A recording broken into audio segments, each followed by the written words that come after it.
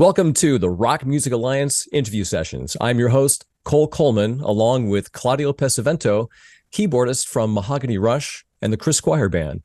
On our show today, you know his guitar playing from Freak of Nature, a band started by Mike Tramp of White Lion fame, and Coup d'Etat, which featured Jeff Scott Soto, a favorite here, I might add, on the Rock Music Alliance, which features Jeff Scott Soto on vocals, and very recently, the guitar player for Mike Tramp on the album Songs of White Lion. Welcome to our show, Marcus Nand. Thank you, Cole and Claudio. It's nice to be here with you. Hola. Yeah, so Marcus, what is the latest news from your world? Any tours and releases that are coming up?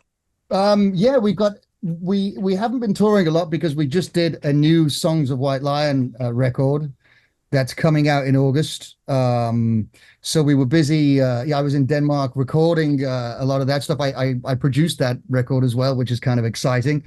So we recorded basic tracks in Denmark, and then I brought the stuff back here to do guitars on.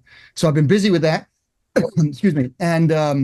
And then I recently signed a deal with Cleopatra to put out a second solo album of mine. So I was just finishing up that, and all the stuff that goes on, artwork and all the stuff that happens after the production and that sort of thing. So that's what I've been doing. So we haven't been touring much, even though we'll be leaving. We'll be starting back up in end of June. And then coming back to the US. That'll be in Europe. US is going to be August through the end of the year. So that's what we've been doing. That's what I've been up to. Going to have some heavy dates coming up in the autumn. Yeah, that's great. Congratulations on the deal with Cleopatra then. Thank you. It's quite exciting. Yeah. What's the new release going to be called? It's going to be called The Traveler. Marcus Nand, The Traveler. Very apropos, because you do travel a lot. Yeah, well, I think it's it's also represents different types of traveling in different ways. So I thought that was kind of cool. Oh yeah. Now, what style of rock would you say that the album is in? Well, it's definitely a rock album. It's a guitar heavy album, but it's not the guitar heavy as the White Lion stuff is guitar heavy. It's more textures and affected guitars and layers and things like that. So it's not as aggressive in the guitar realm, but it is a very cool guitar record. I was listening to a lot of Rush, Grace Under Pressure at the time, and I also drawing from some English. Even though it's a rock album, there's some English sort of new wavy sort of that clean delayed guitar and I guess how they used the Roland Jazz Chorus back in those days. It's sort of like a lot of those type of guitars. I really enjoy doing that. But there's still solos, and there's still a lot of solos and a lot of guitar work on it. And I would say that it's got a progressive element to it too, which I enjoy. From what I've heard of it, which I really enjoyed, by the way. Definitely. It sounds to me like it's blending mainstream rock, hard rock, and even progressive rock kind of all rolled together into a style. I would say that's probably a good description of it. And also it's got some of my world influence and flamenco influence stuff, even though it's, it's got a rock thing on it, but it's some of those ideas come from that stuff. Cool, man. Who's all playing on the record? Oh man, there's a lot of players. I used 4 or 5 different drummers. Let's see. Drums are Jerry Marotta, who played with Tears for Fears, and Peter Gabriel, great drummer based in New York. Let's see. Victor Indrizio, who played with Juanes, the Latin act Juanes, Colombia. Tal Bergman, who plays on a lot of my stuff, a phenomenal drummer, a good friend of mine from a long time ago. He played, many years with Joe Bonamassa and Simple Minds and Billy Idol. Mike Hansen, who's another good friend of mine, who plays currently with Hurricane, I believe. I might be missing somebody, but I don't think so. Play keyboards. Claudio played keys, yeah. Yep, Claudio. Yeah, how about that? So our very own Claudio is playing on that he did record. A great job too. He plays on what I think is going to be the second single, so that's going to be cool. And then bass Carmine Rojas, who was my partner on a lot of different productions, he played on it. Marco Renteria played on it. And then Jamie Mahobrak also played keys on it. I don't think I've missed anybody, but it's a lot to remember. Yeah, do you play any keys as well? I sort of play a little bit. Just sort of one finger as we do productions for all different types of stuff. We sort of become keyboard players, and not really keyboard players, but we sort of have to do that. Programming. So I can program and I can sort of have an idea of what I'd like, but I'm by no means a keyboard player. No.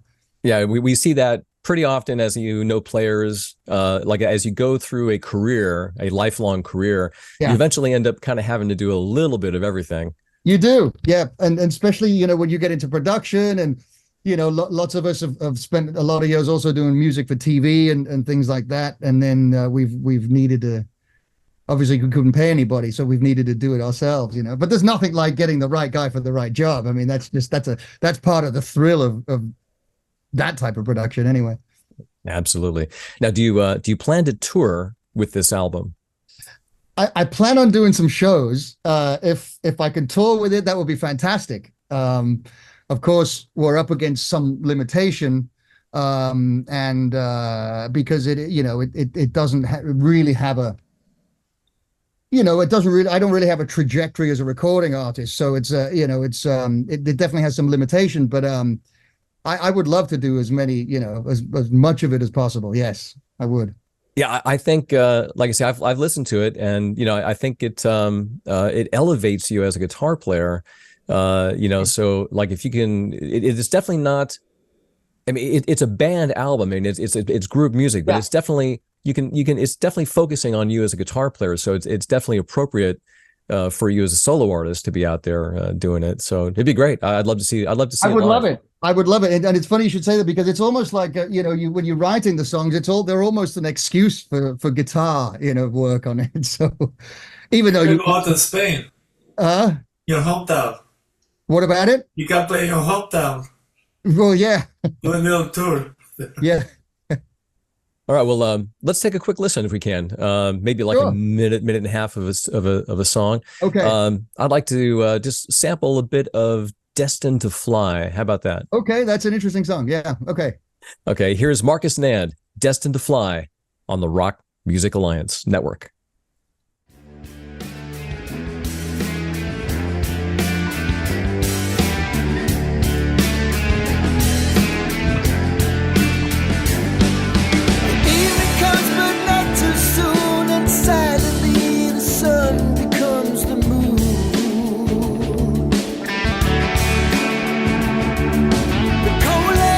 Stars, the planet Mars, a burning ember in the sky.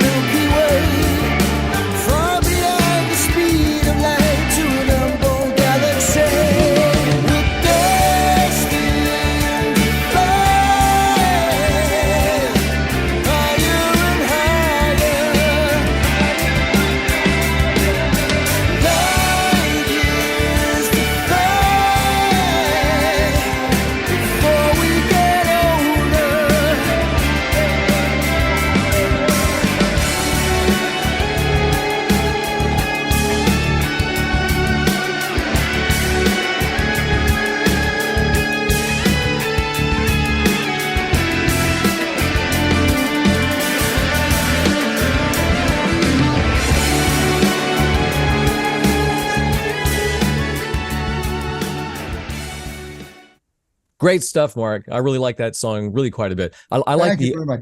I like the overall style of it and the expansive feel that you get on it. Where are you recording your music? You mentioned Denmark.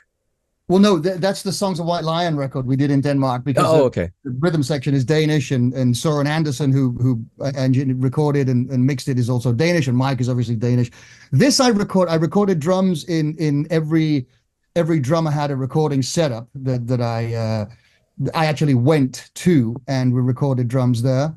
And then everything else was done right here at my home studio. It's what everybody has. It's a desk with an interface and some preamps and some monitors and a room, and that's how we do it. And it's a great sound. I mean, you get a very, very great sound. It's very clear, transparent. He's very good with sound. Well, yeah. And also that actually, it's, obviously you got to put the record together with those things in mind. And then when you, I didn't mix it, by the way, but Tony Phillips mixed it, who is a phenomenal engineer. He's a close friend of mine, and we have a really good relationship when it comes to production. He sort of understands what I like, and I let him get on with what he needs to do. So he created a lot of that 3D feeling that the record has, the expansiveness that it has. So he definitely contributed to that. Yeah, I'll definitely say again, this is a great sounding, the sound of it, the EQing, the feel of it all. It's excellent, Yeah. Thank you. Yeah. And he also used a lot of tricks either. It's very much simple. There's not a lot of tricks. There's not a lot of mix tricks on it. There's no drum triggering. There's very little fixing. And the guitars too, right? The guitars are like very much. Guitars, I tend to do everything, even though I comp, but I do mostly whole takes, so they you have a feeling of a whole take in a song, and then if there's a part, I'll just comp it. Sometimes do 2 or 3 takes just for safety, and then comp what. And the sound is very much simple too, right? Pretty simple. A lot of delay and a lot of chorusing in parts, but yeah, not too dirty. Not too saturated or compressed. It was a Strat with a pretty low output PAF pickup, so that was quite clean.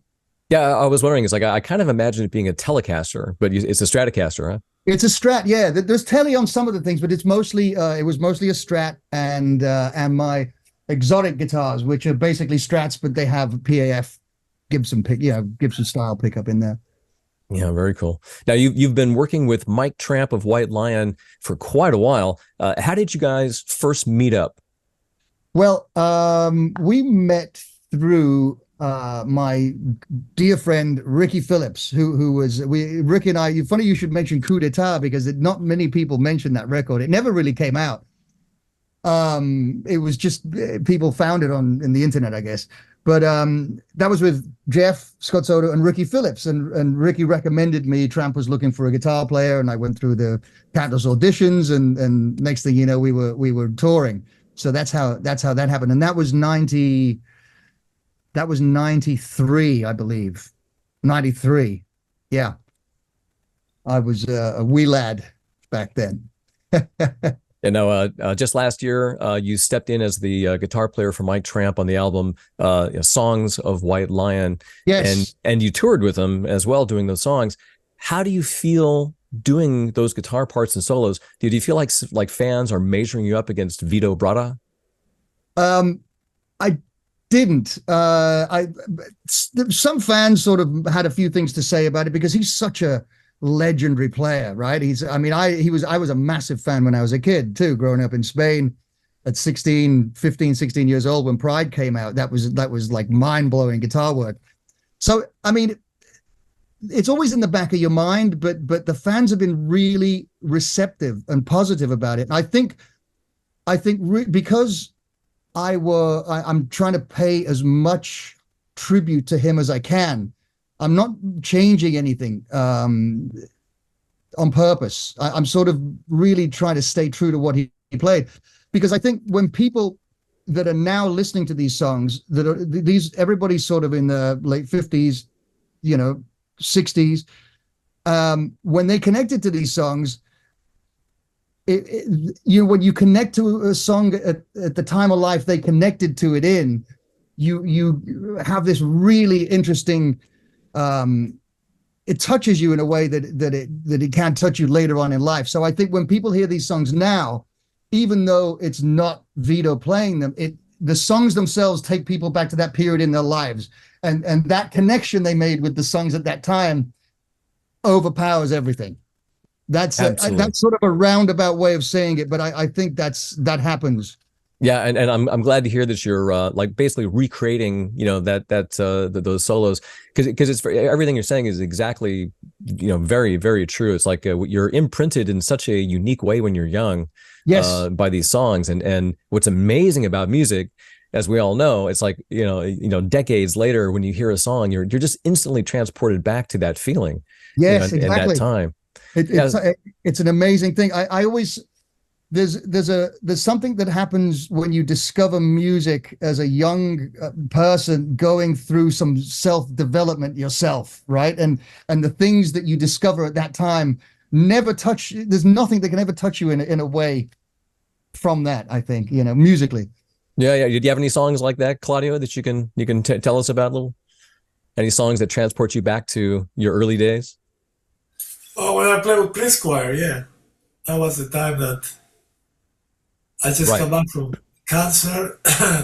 I survived cancer, and he called me out of nowhere and said, "Hey, I have a gig for you." And I said, "Which kind of gig?" And he sent me the song list on the Yes stuff, his solo album, and I didn't play keyboards like 2 years. So for me, it was like I don't know if I can do this, because my hands were like really weak. So I almost told him I wasn't going to do it, but I'm glad I did do it because it was magical experience, Oh yeah, absolutely, man. Yeah. I worked with him before in the past doing some soundtracks, but that was not the songs from Yes, it's just more like a movie stuff, Yeah, when I was growing up, I mean, like we were just talking about, I mean, I was definitely influenced by Yes, like when the album Fragile came out, it just blew my mind. Oh my God, I just listened with headphones day after day to that album, and but other songs too. It's like like I'll never forget hearing Bohemian Rhapsody for the first time. Yeah, oh, yeah, and to this day, anytime that song comes on, it just takes me right to that spot. And there's also a Steely Dan song. Every time I hear the song "Reelin' in the Years," Oh yeah. I'm instantaneously, it's summertime for me. It's July, 1974 or whatever it was, and I feel that. He's that driving same a feeling. convertible at Sunset Boulevard, right? Exactly. I mean, it just takes you this way, and also like Aerosmith songs. Yeah, I mean, I'm obviously "Sweet Emotion," which is one of the first songs I ever played on guitar. And so it like when that song comes on. I'm in the garage. I'm smelling the garage as I'm working on that song, right? Yeah. The smell of oil and grease. The smells. The smells touch you too. Well, how lucky we are to have, and everybody is to have that experience through music. I mean, it's just there's nothing like it. We'll be right back after a word from our sponsor. Attention guitar players, join the thimble slide revolution and free your slide finger.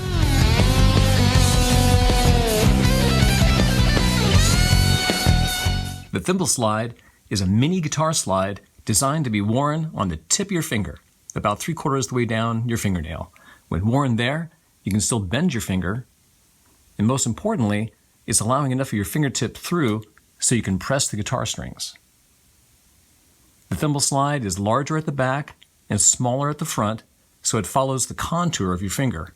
So when you're wearing the slide, it's not loose or rattling around on your fingertip. This also allows your other fingertips in nice and close for playing. The sizing gap allows you to make the slide a little bit larger or a little bit smaller for a nice custom fit. So while you're wearing a thimble slide, you can, of course, use it as a slide.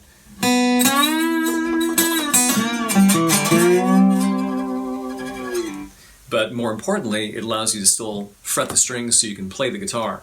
You can play chords.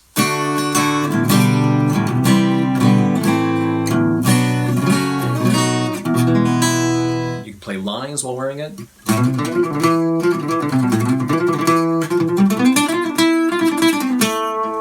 bend strings with your ring finger. You can drag your fingertip across the strings if you need to. You can do pull-offs, hammer-ons.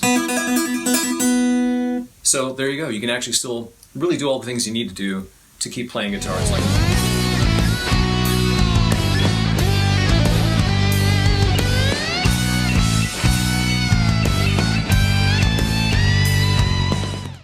With its patented shape, you can slide and fret while wearing the thimble slide.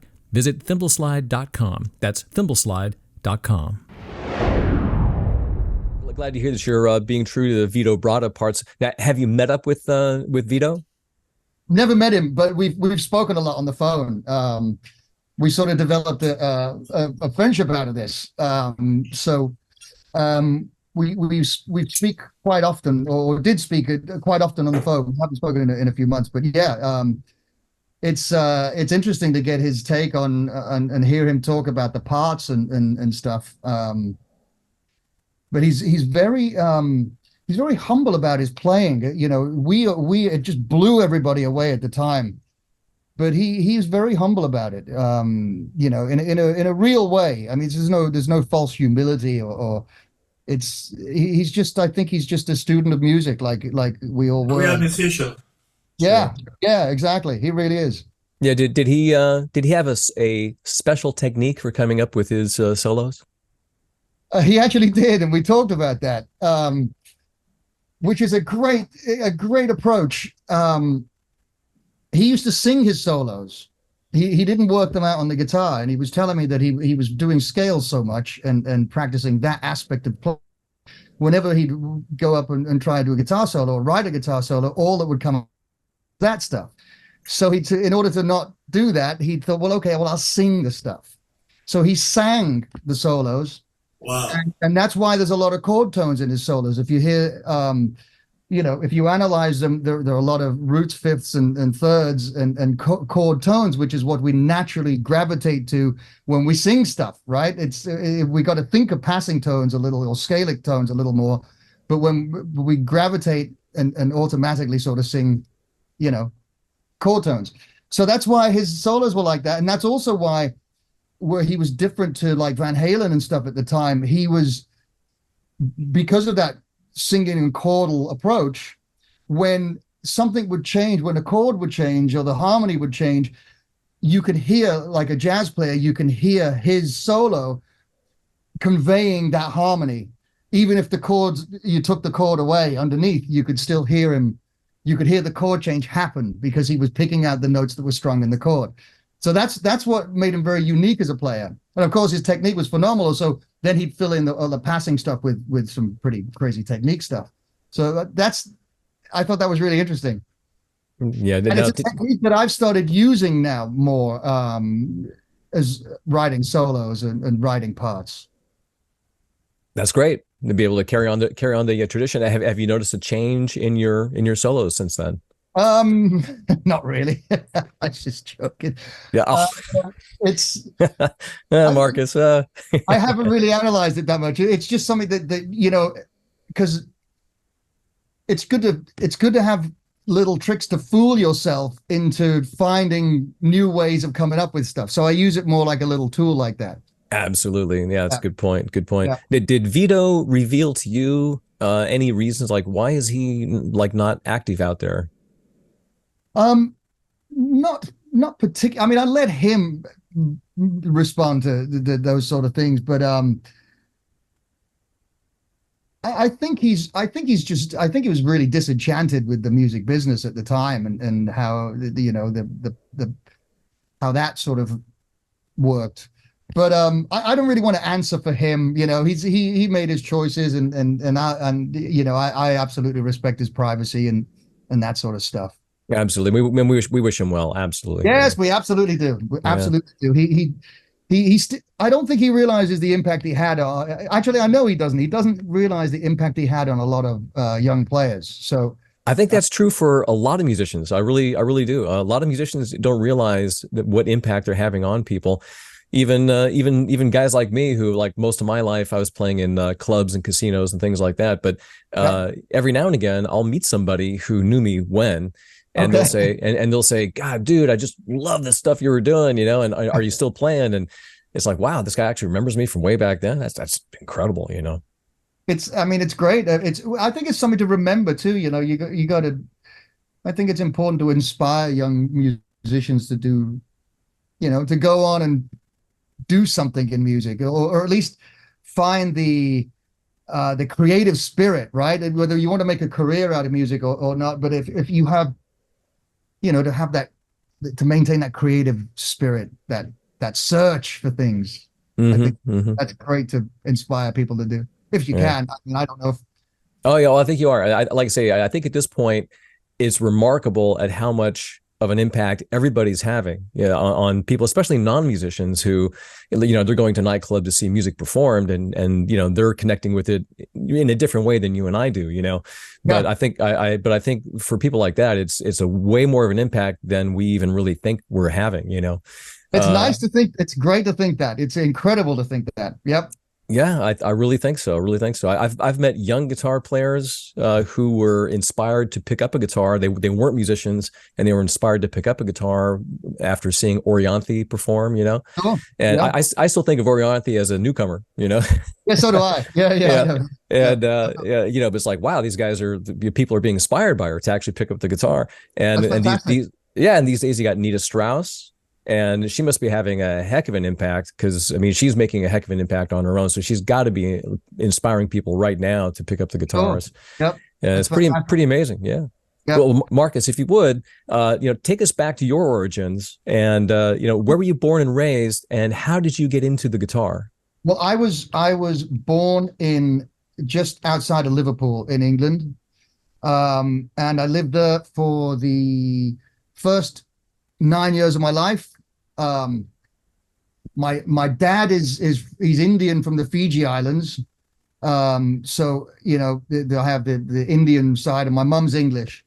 So my all the male members of my family on my dad's side are all traditional Indian musicians, and growing up in England and then being in Fiji was I sort of knew that, but I didn't have any connection with them at the time. So anyway, when we moved to Spain in 1981, we happened to fall right in this really musical neighborhood. There were so many kids that played, so many bands. You know, there were the people who taught. I found lessons quickly, and I already started lessons when I was 7. But this was like a, you know, this was like a whole expanding of the horizon in Spain, and then.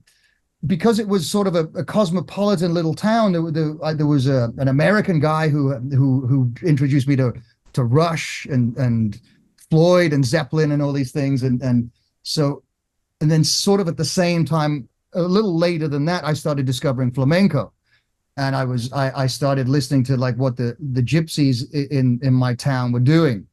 I was hanging out with the gypsies for the wrong reasons, because but I discovered through that flamenco guitar, and that became a whole other passion.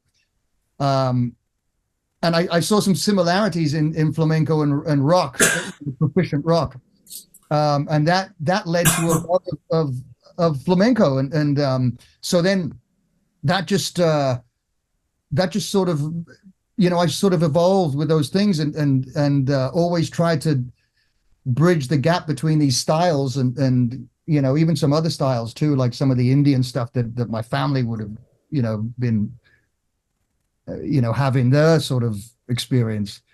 Yeah, that's interesting. I don't think I've ever met a guitar player whose origins, you know, go to flamenco. You know, that's pretty wild. I mean, a rock guitar player. Yeah, well, I don't consider myself a flamenco guitar player. That you sort of have to dedicate your life to. If you, you know, yeah. I recognize the extreme difficulty in and commitment that takes to do that, right? But that doesn't mean to say you can't steal a few things here and there.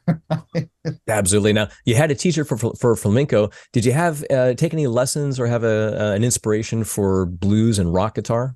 I did. I had a local teacher who was into blues and rock, and you know, he taught me the 12 bar, and I was studying some jazz and stuff. And then out of the blue, well, I used to get Guitar Player magazine, and you got to think it was a small town. I mean, this was like maximum at the time. There were like 30,000 people in, or maybe even 20,000 people in my hometown. The town we moved to in Spain. It's called Fuengirola. It's a small town on the south coast of Spain. And so we get Guitar Player magazine, and we'd have to go we'd have to travel on the train for an hour to go pick it up. So my dad used to like reading that because he loved reading about Satriani and Steve Vai, and these proficient guitar players. He was really into the proficiency of that type of playing. So he was looking through Guitar Player magazine, and there was an ad for GIT, and so he came to me and said, "What do you think of this? I mean, is it something worth doing?" So immediately I was like, "This is what I want to do. This is, in full immersion in music, and also it's going to get me to the US, which I always had an idea that I was going to end up here." So that's sort of how I ended up here, and I did that. That was 1990. Right. So that would have to be the inspiration that brought you from Spain to Los Angeles, yeah? Absolutely. Yeah. But did your whole family come with you, or they just send No, you I on was your 18. way? I came by myself. Wow. So you did. I'd never been on a plane before, right? So What year was that? 1990. 1990. Yeah.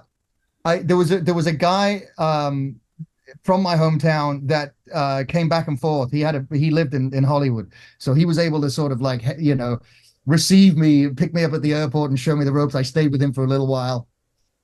Name's Joe. I'm still in touch with him, and then just sort of found my feet here. Didn't really, at 18 you don't really think anything of it. You just get on with it. That's really amazing though. It's like your folks sending you off from Spain, to here in Hollywood at age 18. Yeah. Wow, man. That's what I met. I met him when he was playing in the band with Carmine and Randy Castillo. They were doing flamenco stuff. Yeah, we were doing that band at that time was called Azul, Azul, and then that became Xerox afterwards. So Claudio, you've known Marcus for a while. Yeah, I met him when he was playing at the Cat Club with with Carmine, and Randy Castillo was playing drums. The guy from Ozzy Osbourne. That was 2000. That probably was 99 to 2000. I think that's when I moved to LA. Okay. 1999. Yeah, that's terrific, man. That's terrific. So in 1994, then you met up with Mike Tramp for the band Freak of Nature, and in 1996 you formed Coup d'Etat, with Ricky Phillips of Styx fame, and that's where you meet Jeff Scott Soto. How'd you meet up with those guys, and do you keep in touch with them? I haven't talked to Jeff in a while. I speak to Rick often. We just spoke recently. Let's see. That's it. You could trace back, where things sort of started. I was playing in a cover band. I don't know if I've ever told this story, or maybe I was playing in a cover band called Local Tourists, right? And that was there was somebody, I think it was the drummer in that band. His name Mike Hansen. We're still friends, and he works a lot. I know Mike. I know who he is. You know Mike, right? Great guy. And so he knew somebody that knew somebody that knew somebody. Yeah, let's just say it for our listeners. Yeah, Mike Hansen is a fixture in Los Angeles scene. He's the drummer for the band Hurricane. And we see Mike now and again. Great guy. Yeah, he's played with a lot of people. So that whole thing, I can't remember exactly how it happened, but that led to me meeting Juan Crucier from Rat, because I heard they were looking for a guitar player. So I did that thing that everybody did back then with a picture and your name on the picture, like a headshot and your tape and a cover letter. And I sent it off, and somehow I ended up getting together with him, and he, myself, and Bobby Blotzer were messing around with some stuff. It wasn't Rat, but we played some Rat songs, and then Juan and I started writing together, and Bobby and I started writing together, and that led to meeting Ricky Phillips and Jeff and everybody sort of from there. So that's sort of the origin of, in a short way, the origin of that story. That's terrific, man. Yeah, great stuff. Yeah. It's good to think of how your trajectory sort of happened. It's interesting, It's amazing sometimes, just the just tiniest little things, nudge you in one direction or another. And because of that, things turn out different. And you never know what, is in this type of career or any type of creative arts, every little thing is valuable, right? Because it's sometimes it takes a lot of those little things to make any progress. So it's great to see and to be able to recognize those moments that something was happening, because you don't know it's happening when it's happening. So it's nice to look back and you can see how things sort of ended up. And that also keeps you looking at how things are going for you in the future, because the things that are happening now that you can't really tell that are happening are creating some opportunities and situations in the future that will hit you, right? So it's a fascinating thing. It is. It's very philosophical. Yeah. Well, guys, that brings us just about the end of our time. So I wanted to mention as we begin to close out here, tell us again the name of your new release and when do we expect it? It's called The Traveler, Marcus Nand, The Traveler. It's out on Cleopatra Records. The full-length record will come out in August. Okay? And we're going to release singles be up to that. Yeah, it'll be singles. The Songs of White Lion, when it's coming out? That's also coming out in August. Songs of White Lion 2 is coming out in August, and that's on Frontiers. That'll come out right before we tour. First day of the tour is in the US is August the 23rd, and we're doing a 9-week tour. So I hope to see some of the same people and some new faces on that. Absolutely. And Claudio, which can you tell us which songs Claudio is playing on your record? Claudio played on a song on the White Lion record. Yes. He's playing on a number of songs. He's playing on Lights and Thunder. He's playing on All You Need Is Rock and Roll. He's playing on You're All I Need, Till Death Do Us Part, Valhalla, Out with the Boys, Road to Valhalla. He's playing on pretty much most of them, I think. Interesting. And he did a phenomenal job. It's, as a matter of fact, that's interesting because both Mike Tramp and I are big lovers of the Hammond organ, right? Mike always wanted to add Hammond to White Lion back in the day because it's such an epic thing, right? There's such an epic sound. So they were always talking about adding a B3 player. So that's why it was easy to get this to work together. Plus it blends well with guitar. So. Very cool. And Claudio, you're a good B3 player? What? Are you a good B3 player? You got a Hammond? I pretend. Yeah. Yeah, he did some great work. Really good stuff. It blends good with the guitars. Yeah, it does. Yeah. I mean, I used to have a Deep Purple tribute band, and I love Hammond, obviously. Yeah. It it's definitely blends well with the guitars. Oh, it does. It does. It sounds ferocious. A Hammond can sound ferocious, or it can sound, grand. It's amazing. It's amazing.